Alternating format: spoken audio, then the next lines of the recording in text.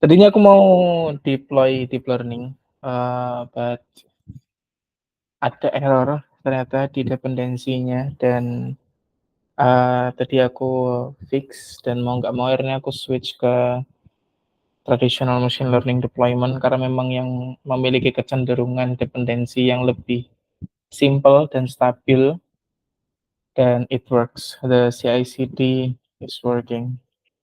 Oke, langsung kita mulai aja. Bismillahirrahmanirrahim. Assalamualaikum warahmatullahi wabarakatuh. Perkenalkan, nama saya Ruby Abdullah.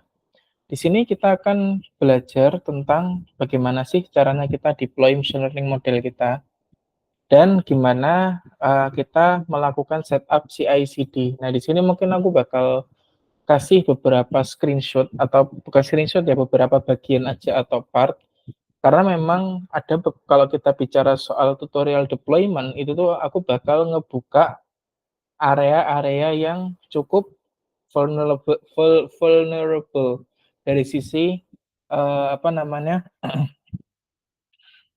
dari sisi, apa itu, security, kayak gitu. Nah,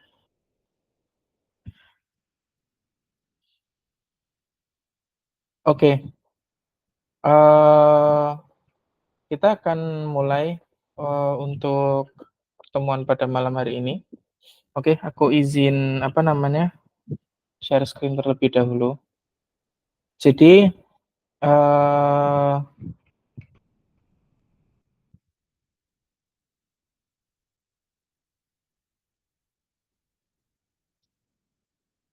oke, bentar, aku akan coba share screen dulu.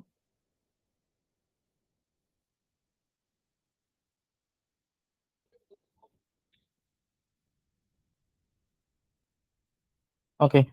Nah, di sini, aku ngapain sih? Jadi di sini tuh ada assets ya. Pertama dia ada logistic regression, sama dia ada vectorizer, yaitu menggunakan, TF-IDF. Jadi kita akan melakukan yang namanya sentiment analysis menggunakan TF-IDF dan logistic regression.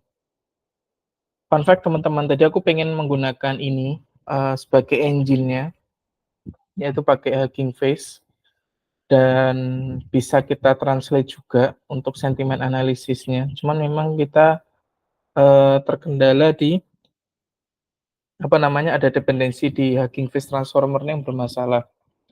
Jadi maka dari itu kita langsung switch to, traditional machine learning yang juga pernah kita kerjakan juga untuk sentiment analisisnya menggunakan TF-IDF dan logistic regression. Oke, dari pertama di sini kita akan belajar soal pembuatan model serving terlebih dahulu.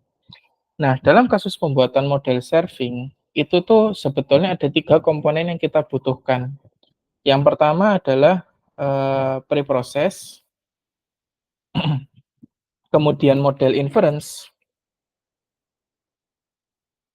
dan yang terakhir adalah post proses. Preproses adalah satu buah proses di mana kita merubah data yang tadinya itu abstrak atau data yang tadinya itu bisa dilihat atau dirasakan oleh manusia menjadi data yang harus bisa dibaca atau dirasakan oleh si AI-nya. Yaitu kita rubah menjadi dalam, kalau dia teks kita rubah dalam bentuk matriks atau kita rubah dalam bentuk vektor. Kalau dia gambar kita rubah dalam bentuk matriks dan vektor, atau mungkin kita lakukan, apa namanya, fitur engineering di dalamnya. Nah, itu yang terjadi adalah di bagian preproses. Dan ingat teman-teman, dan ini adalah salah satu kesalahan yang paling umum dilakukan oleh machine learning developer pemula ya, yaitu adalah preproses, tahapan preproses itu seringkali dilewatkan ketika dalam membangun model serving, atau preproses tersebut parameternya tidak disimpan seperti ini. Pada itu di sini ada vectorizer.pickle, itu adalah parameter-parameter preproses, itu tuh kita simpan di sini. Oke, mungkin kita cek sedikit ya function preproses seperti apa.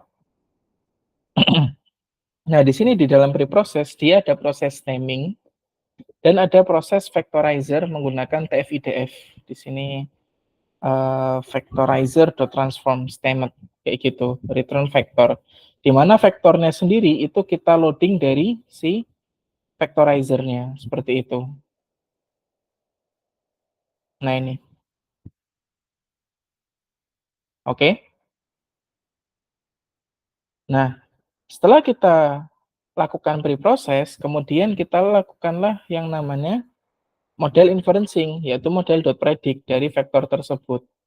Baru setelah itu proses post proses, di mana post proses itu kita merubah yang tadinya bentuknya matrix menjadi sesuatu yang bisa dinikmati oleh client system atau user, yaitu berupa teks, atau mungkin kalau kita pengen outputin gambar ya bisa kita outputin menjadi gambar atau base64 kayak gitu, sesuai dengan kebutuhannya teman-teman. Cuman karena di sini sentimen analisis, di mana dia akan ngeprediksi positif atau negatif, maka dia akan mengoutputkan negatif atau positif, seperti itu.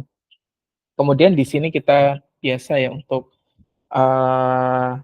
menyiapkan dari sisi aplikasinya.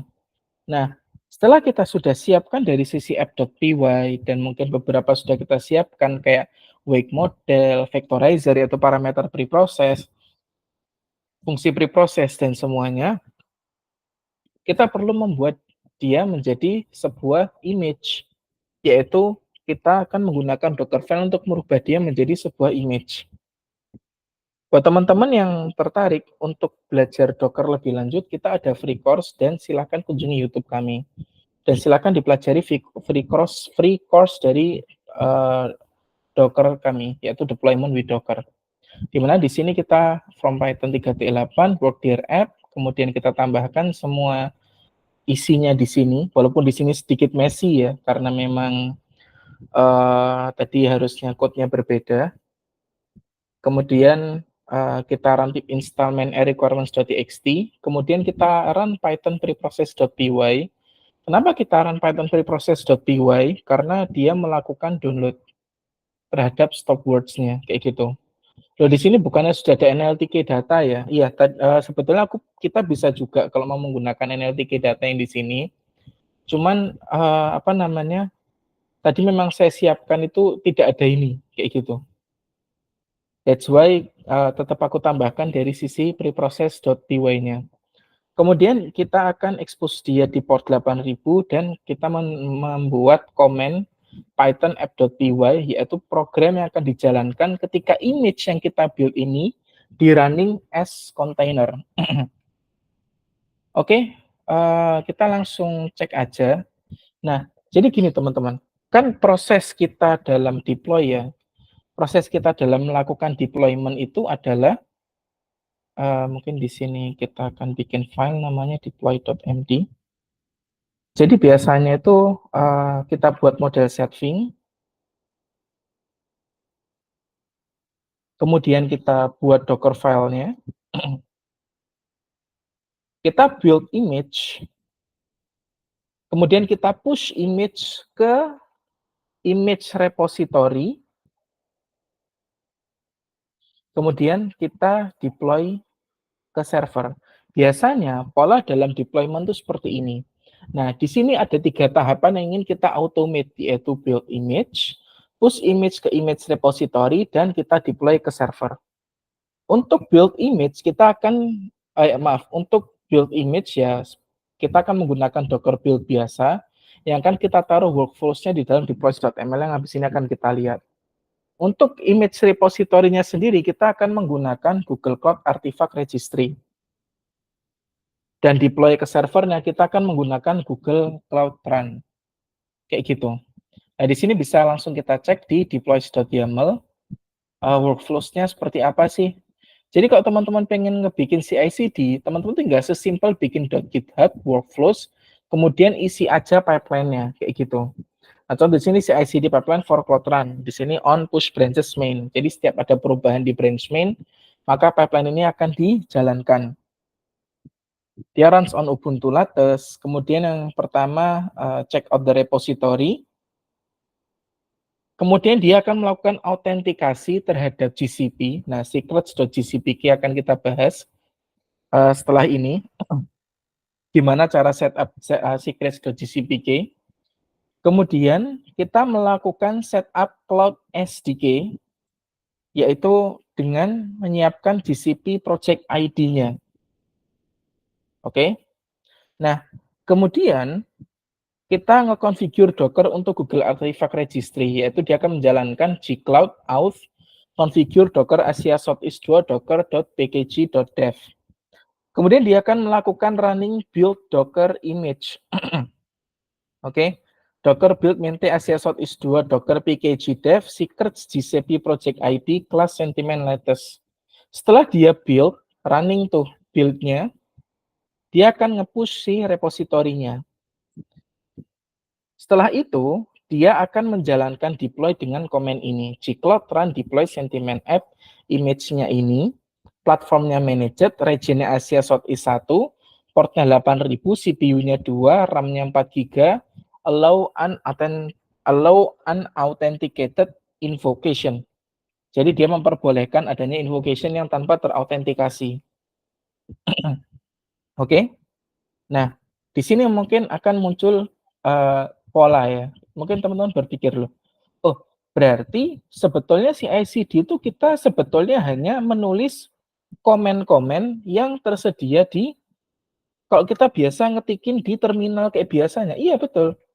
Itu adalah proses secara otomatis yang berjalan sebagaimana ketika kita mengetikkan sebuah perintah-perintah di terminal.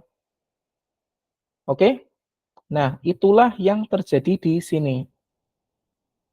Maka dari itu, kalau seandainya teman-teman itu deploy-nya nggak pakai CI/CD, itu komennya itu akan sama semua.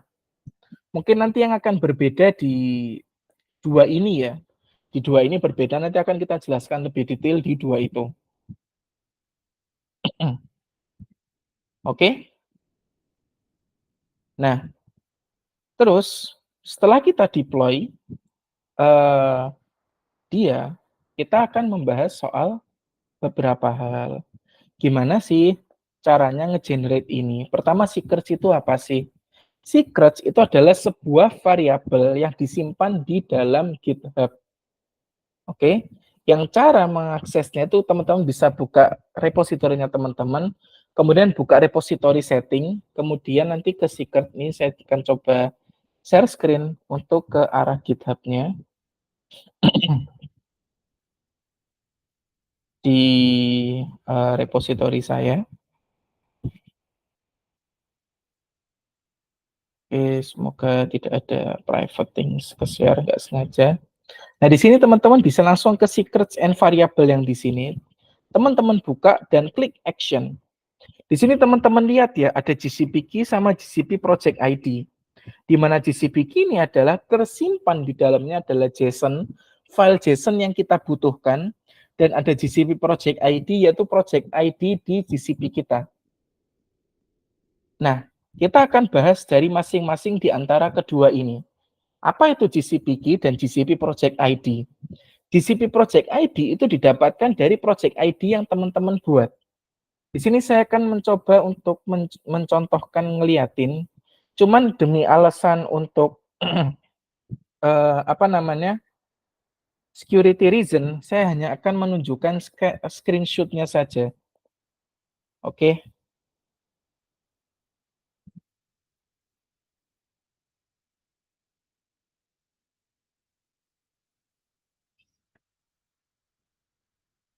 Saya siapkan dulu.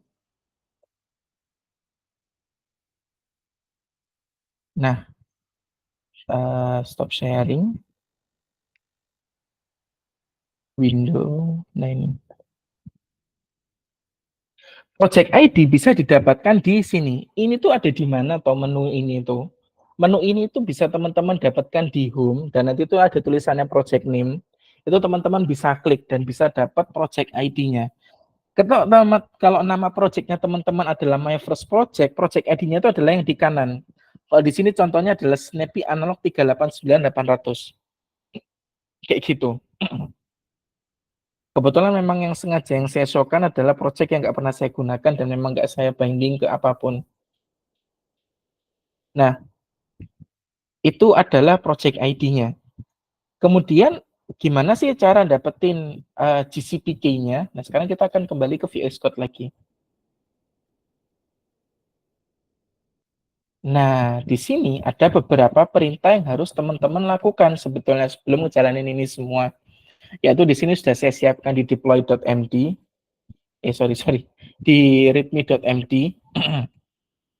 Pertama, teman-teman harus bikin repository dulu di Google Cloud Artifact ya. Mungkin di sini kita akan bahas sebentar. Kita akan bahas di GCP-nya dulu. Nah, di sini kita akan Google Cloud Authentication in GitHub.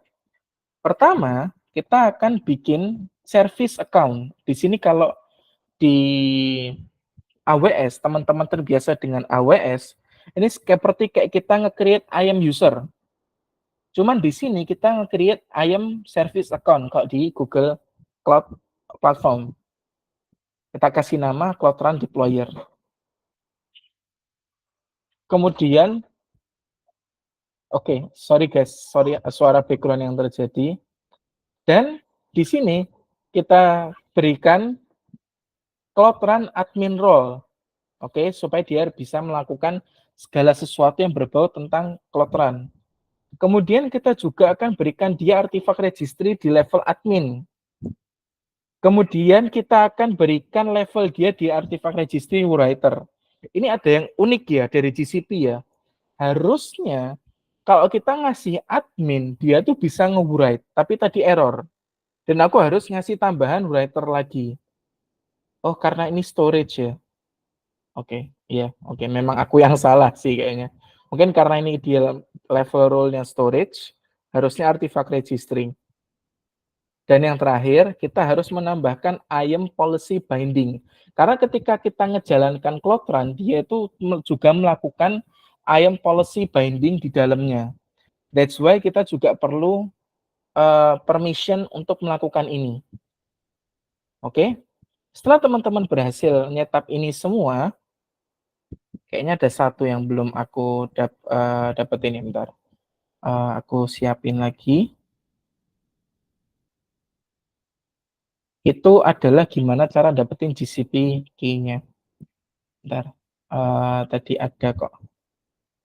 Wait a second. So sorry. Harusnya tadi ku siapin itu. Create class, no, it's not that.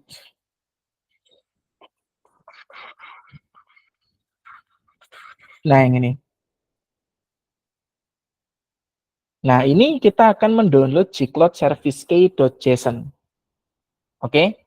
Nah, setelah kita dapat gcloud service key.json, kita double klik dia, akan keluarlah semua isinya.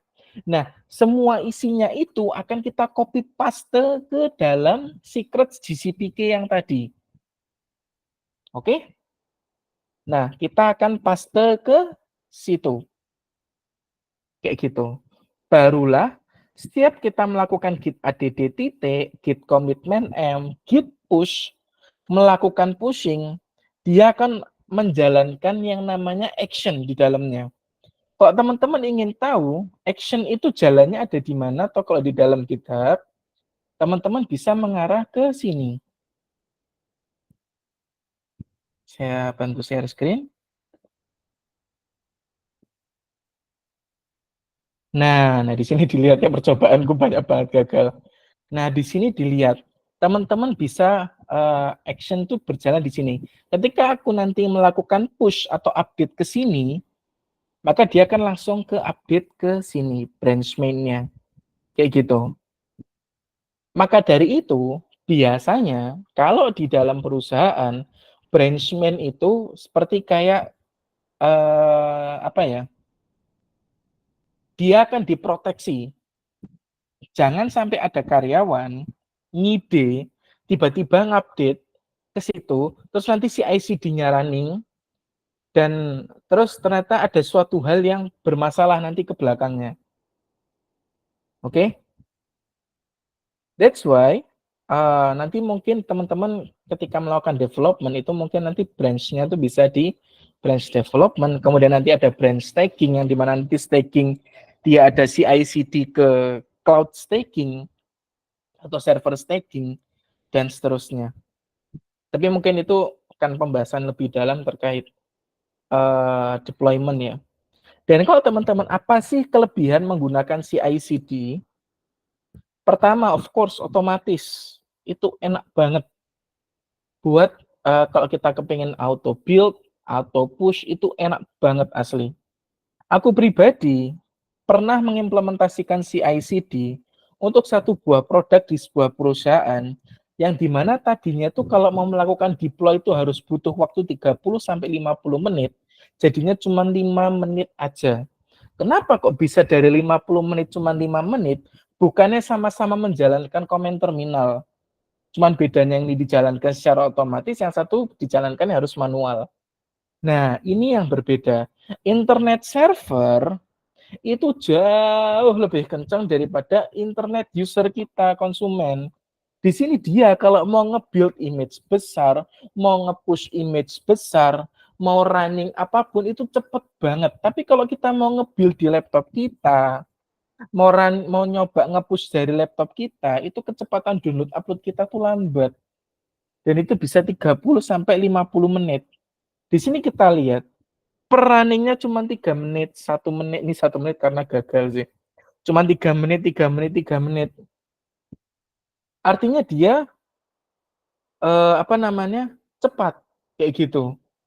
Kalau teman-teman butuh yang fast development, kan kadang ada nih fase di sebuah perusahaan tuh butuh fast development. Apalagi kalau butuh deadline yang kekejar. Nah,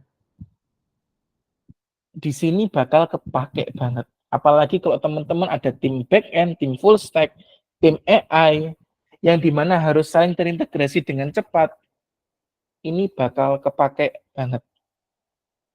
Kayak gitu. Nah, sekarang kita tes ya untuk apa namanya si aplikasi kita yang sudah kita deploy. Sorry banget, aku nggak mau ngasih linknya. Aku nggak mau ngasih linknya karena unauthenticated. Aku takut ada yang ngehajar API-nya dan kosku tiba-tiba meludak karena aku pakai serverless, bukan pakai server full. Contoh di sini, this food tastes so good. Semoga nggak ada error ya.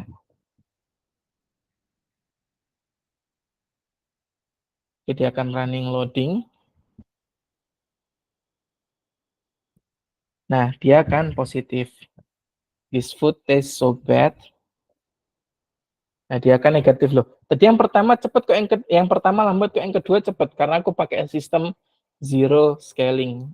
Jadi ya bukan ke zero scaling sih, memang dari Cloudrun itu menyediakan kalau dia idle itu bisa dimatiin kayak gitu. Jadi kita nggak bayar apa-apa. Itu kelebihan dari Cloudrun, memudahkan kita kaum mendang-mending atau developer retail, bukan developer korporat.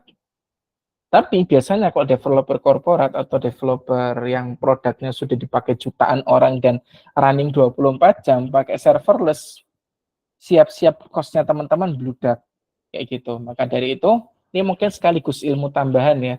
Serverless itu teman-teman pakai ketika usernya itu sedikit, ketika teman-teman memang budget projectnya sedikit, usernya sedikit, transaksi hariannya sedikit, silakan pakai serverless. Tapi kalau transaksi hariannya gede, usernya banyak, jangan pakai serverless. Pakai server full. Pasti akan jual lebih murah. Oke? Nah, itu adalah yang kita bahas. Berarti cepet banget ya, aku bilang workshopnya 2 jam. Tapi memang gitu sih, biasanya kalau kita free workshop itu cenderung memang materinya kecil-kecil kayak gitu. Karena memang apa namanya, harapanku tuh bisa penting nyampe lah materinya kayak gitu. Nah, dari sini teman-teman ada yang mau ditanyakan mungkin?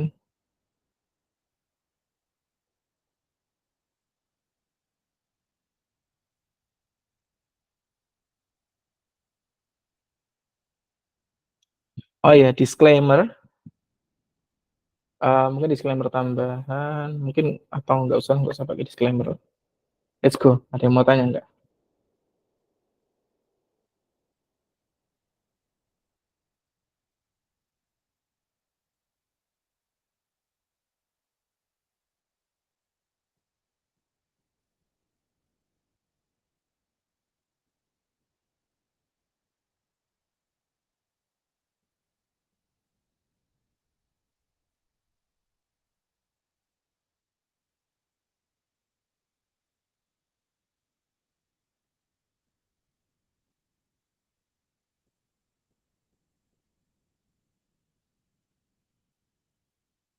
Oke, saya rasa nggak ada pertanyaan. Nanti in ini bisa pakai yang free tier, bisa Mas, bisa banget. Kalau Mas pakai GCP yang free tier, bisa pakai yang free tier. Bisa melakukan hal ini juga.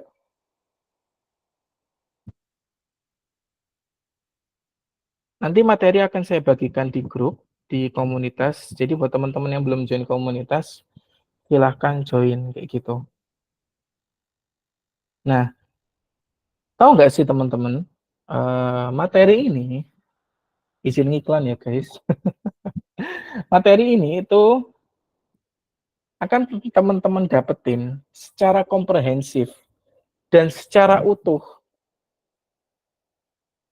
di kelas ini, yaitu Machine Learning on Production. Di mana kita akan belajar dari gimana cara bikin datanya, gimana cara nyimpen dataset, gimana cara melakukan dataset versioning, gimana cara pemilihan algoritma yang baik, gimana cara kita melakukan model versioning, melakukan training, kemudian gimana caranya kita melakukan deployment, pembuatan model serving, deployment-nya kita bakal belajar deploy di AWS dan belajar di Cloud Run. Gila nggak kita belajar 2 cloud di kelas ini. Dan terakhir, yang nggak kalah menariknya lagi dari kelas ini, adalah kita akan ada di pertemuan terakhir sendiri, yaitu membuat model maintenance life cycle. Jadi di sini kita akan bikin dashboard monitoring, yaitu kita akan mengawasi online metrics dari machine learning model kita. Jadi kita tahu nih, oh model kita nih performanya menurun kah atau gimana? Karena pada beberapa kasus machine learning model itu performanya akan menurun. Dia performanya menurun bukan karena dia semakin bodoh, tapi karena dia semakin tidak relevan. Karena machine learning model itu berbedanya sama otak manusia itu dinamis. Machine learning model itu statis.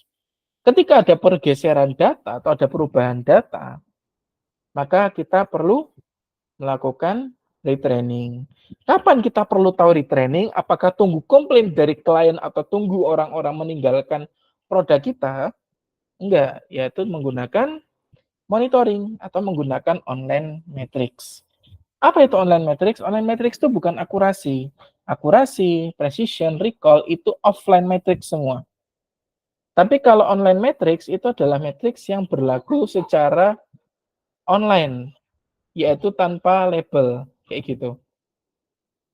Nah, monggo teman-teman buat yang tertarik beli aja, silakan daftar kayak gitu. Mumpung masih apa ya, kita ada di batch 5, silahkan daftar kayak gitu.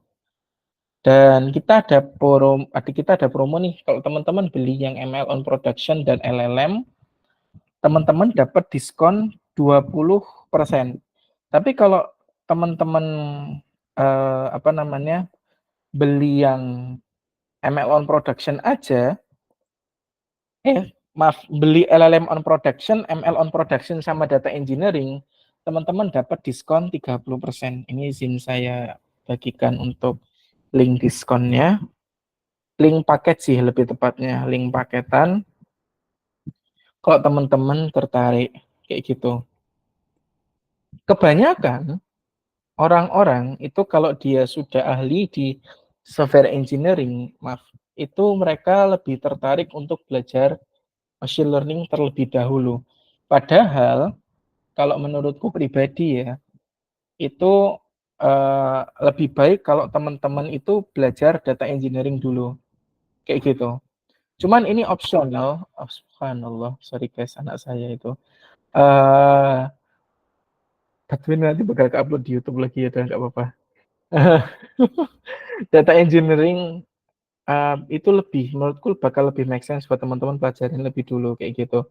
But again, it's on you, daftar silahkan, nggak silahkan. Tapi ya tentu harapan kami teman-teman daftar lah kayak gitu. Oke, mungkin itu aja kalau dari aku. Terima kasih, semoga bermanfaat. sesi online workshop pada malam hari ini.